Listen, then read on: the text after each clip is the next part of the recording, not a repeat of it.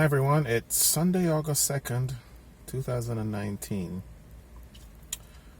Hurricane Dorian is out in the Atlantic lashing the Bahamas, and we're here getting ready. But I just wanted to spend a few minutes to talk about something that has been bothering me for a long time. And your comments are always welcome because as a parent here in the state of Florida, I find this matter to be very disturbing. So prior to me moving to Florida, I lived in Jamaica. I was born and raised in Jamaica, former British colony, and so English is my native language. And the education system that I was raised under in Jamaica, as kids we used to complain, but when we became adults we realized just how good it was and probably still is. One of the things we heard from our former classmates who immigrated to the U.S. is that sometimes they were able to skip as much as 2 grades. And the question I always had is, how is it that coming from a third world or developing country that my former classmates could skip so many grades in a country as advanced, the most powerful country on the planet, the United States, and just do so well? Why would the education system in Jamaica be better than the education system in the US? And it's something I could never figure out. And then, decades later, I moved to the States and I end up getting married and having kids, and now my kids are in school. My son has just started middle school and my daughter just started elementary. I had some issues with my son in elementary and middle school, and not so much with him, but the system. And having matriculated my daughter for elementary school, I started to run into some of those issues again. And I said, wait, hold on a sec. Why is this happening? But just to give you an example, or as a prelude to why I had to remove my daughter from public school, I'm going to be reading some information for you. And once I read this information, you'll see why. Now, bear in mind that my daughter just started grade 1. Grade 1, we didn't send her to kinder because since we're a bilingual family, kinder was basically staying at home and practicing Spanish. So my daughter reads and writes Spanish. And, she picks up English from TV and with her brother and me and so on. So picking up English is not going to be a problem. We had that experience with my son. So this is our second week of grade 1. And here's what her assignment says. And I'll read you some of the instructions, some of the directions in this assignment. And bear in mind that this is for a child who's in grade 1. She just turned 6. It says, write each rule you brainstormed as a key detail in your graphic organizer.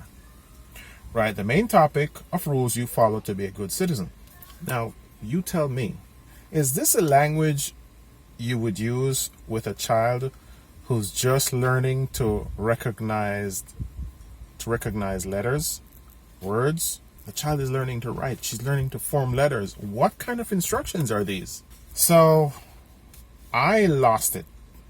And I sent an email to her teacher, and it reads as follows. Good afternoon, Miss So-and-so. I will not mention her name. I would like to thank you for your interest in my daughter's education. However, I have decided to withdraw her from Florida Virtual. Note, I'm not knocking Florida Virtual. And for those of you who are not familiar with Florida Virtual is an online school. It's part of the public school system, but it's done online through the computer. But the problem that I'm identifying here is not just with one school.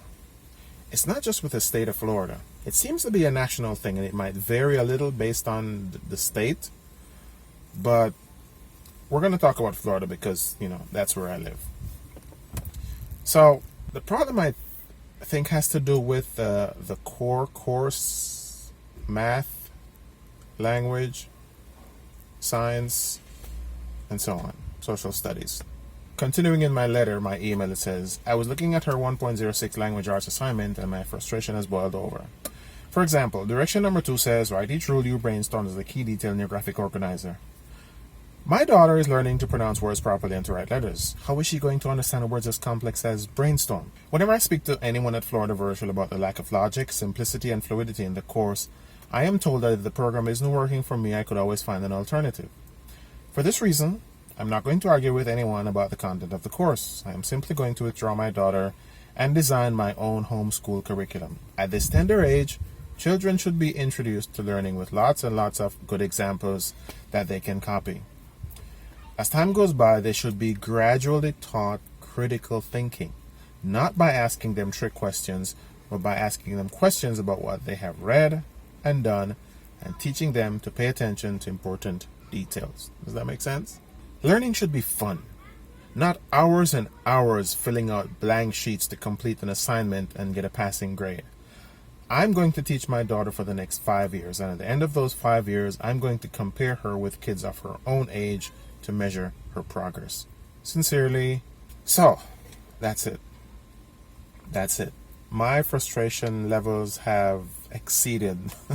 For a long time, they have exceeded the acceptable limit, and I'm just going to do it on my own for the next 5 years, and we're going to see who's going to be better off. I don't know who designs the core course for the kids, but based on how I learned and how all of us learned in Jamaica back then, which is probably still the system they're using right now, when you're in primary education, you're learning the basics, the building blocks of life. Critical thinking shouldn't be required.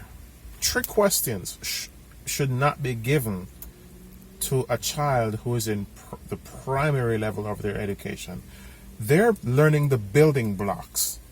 It's not the time to challenge them. Those challenges will come naturally. Children should be taught to copy letters to develop good handwriting. Copy capital letters, common letters. That's the basics. Then you teach them words. You start off the basic words like cat, dog, hat, and so on. And then you work your way up. Language is a tool, and kids need to develop a vocabulary. The words in a vocabulary in a specific language, those are the tools. You would never send someone to his first day on the job at the telephone company or the power company and give them a van and send them into the field to go work. No, not unless they were coming from another telephone company or another power company and they had the requisite experience. But for a kid who is fresh out of high school, you would never do that. Why? Because they have no idea how to use the tools. So first, you send them with someone who is experienced so that they can learn how to use the tools. Once they have acquired that knowledge and they know the jargon, what the names of the tools and how to use them, then you can send them out on their own. So I don't think what I'm asking is unreasonable. It's a system that is used in many countries. So I'm going to spend the next 5 years and I'm going to be helping my kids to develop using the system that we used. Fortunately, my wife is a stay-at-home mom, and she can help with that. So that's going to help us a great deal. But I think the key thing at the elementary level is to expose kids to the written word. Give them a book that has language that is appropriate for their age and have them read. Correct them when they pronounce a word incorrectly. And when they come upon a new word and they say, what does this word mean? Then you explain it to them. This word means that. For example, and then you do the explanation. We don't need to invent challenges or trick questions for kids at this age. They just need to absorb information. Kids are like sponges at this age. They just need to absorb the material, acquire the knowledge, build the vocabulary.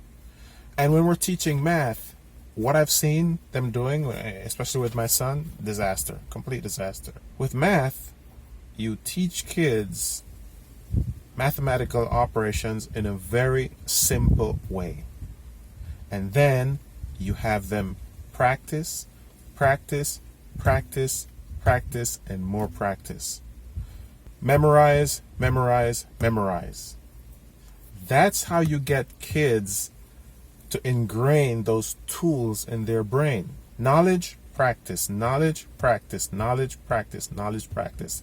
They shouldn't be under any pressure to be doing tests and handling trick questions and critical thinking. No, it's too early for that. Help them to acquire the tools first. Help them to acquire the knowledge. There's a natural progression as each year goes by, as their brains grow and expand. Their troubleshooting skills, their problem solving skills, that will automatically evolve as they grow. As they come upon different situations in life, that will automatically grow.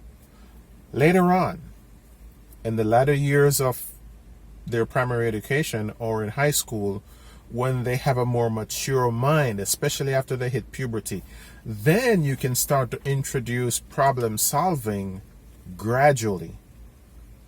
Not by making up weird, silly questions that even us as parents have a hard time figuring out. And not to blow my own horn, but, I went to college and I'm a network engineer, so I have to deal with problem solving every day. And a lot of these questions that they're posing as problem solving skills, they're stupid. They're ridiculous. No insult intended for anyone, but they are. You don't create problem solving skills by creating weird trick questions that even an adult finds hard to figure out. If you're going to prepare a child to survive in the real world, then give them real life examples of what they're going to meet out in the world, so that they can apply that knowledge to that real world situation. So, subscribe to my channel, please, if you want to follow along as I take up this challenge to teach my kids. And I will check in every couple of months and report on their progress. And if, as a parent, you're equally frustrated, I know a lot of parents are equally frustrated, and a lot of parents are switching to homeschool, not only in Florida, but all over the country. And something is wrong. I know something is wrong, because if you look at the stats, and you can see the graphic I'm going to put on the screen right now, compared to the size and the power, the spending power of the United States, they're way down. And they're rated way below many countries that are considered third world or developing countries. Kids in China and India, Malaysia, they're outpacing the kids in the US by miles and miles. So something is wrong, and no one wants to acknowledge the elephant in the room. And if parents like us speak out, then, we're considered weirdos and conspiracy theorists and stuff like that. But something is wrong, and people have complained. But if something doesn't work, why continue to use it? And so I'm not going to use it. I'm going to do this experiment. We've sent our son through elementary school using the state system. Now we're going to handle our daughter a different way. We're going to see how things turn out. So if you're interested in finding out how this goes, subscribe to my channel and follow up. And even when I'm not talking about school, as you can see from my channel, I talk about a number of subjects. So stay tuned.